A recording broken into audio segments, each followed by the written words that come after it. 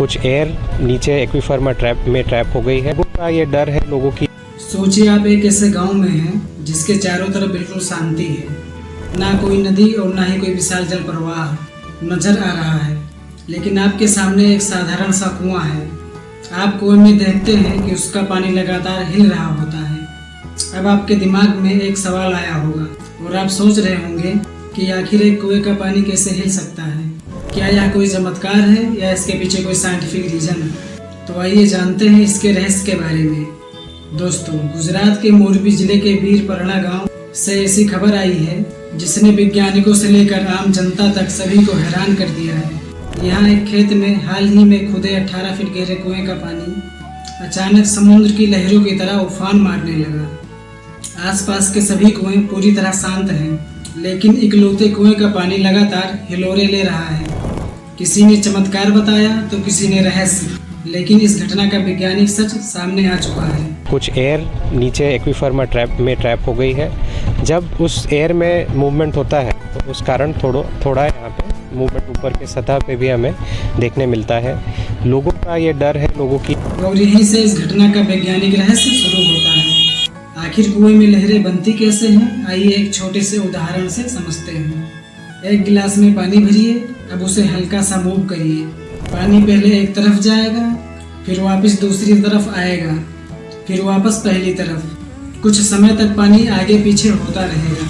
इसी तरह अगर किसी कुएं में पानी के नीचे से दबाव या प्रवाह में बदलाव होता है तो पानी की सतह पर लहरें पैदा हो सकती हैं। इसे वैज्ञानिक भाषा में ओसिलेशन, पानी दोलन जैसी गति के रूप में समझा जा सकता है।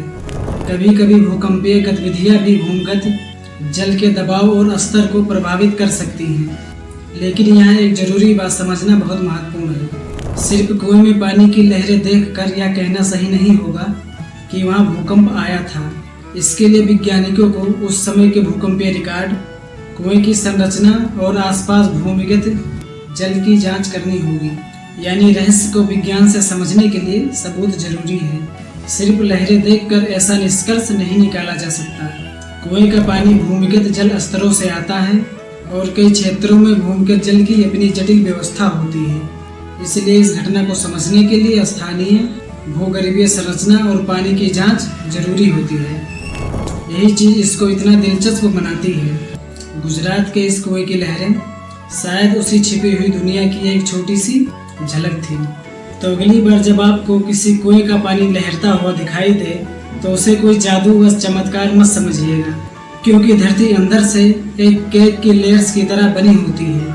सबसे ऊपर टॉप सॉइल यानी गीली मिट्टी, उसके नीचे ऑयली सॉइल यानी चिकनी मिट्टी जो पानी को रोकती है, फिर सैंडी लेयर जिसमें पानी रेत के बीच से होकर गुजरता है, और सबसे नीचे बेदर्द रॉक्स यानी टूटे फूटे पत्थर यानी क्रैक्स और छोटे मोटे पोर्च खाली जगह होती है। इन क्रैक्स और पोर्च में हमेशा से पानी भरा होता है। अब मानसून के दौरान जब तेज बारिश होती है तब पानी इन लेयर्स से होते हुए नीचे जाता है और खाली जगहों पे कब्जा करता है। अब यहाँ इन क्रैक्स में जो पहले से हवा फंसी हुई थी, पानी उस हवा को दबाता है और हवा का प्रेशर बढ़ता हुआ चला जाता है। प्रेशर बढ़ने पर जमीन के अंदर की एक कंप्रेस्ड हवा जमीन का रास्ता बदलकर ऊपर भागती है और कुएं के पानी से छोटे छोटे बबल्स और प्रेशर के झटके मारती हैं। इसी वजह से सरफेस पर पानी की लहरें बनती हैं। अगर आपको वीडियो पसंद आया हो तो वीडियो को लाइक करके एवं चैनल को सब्सक्राइब जरूर करें।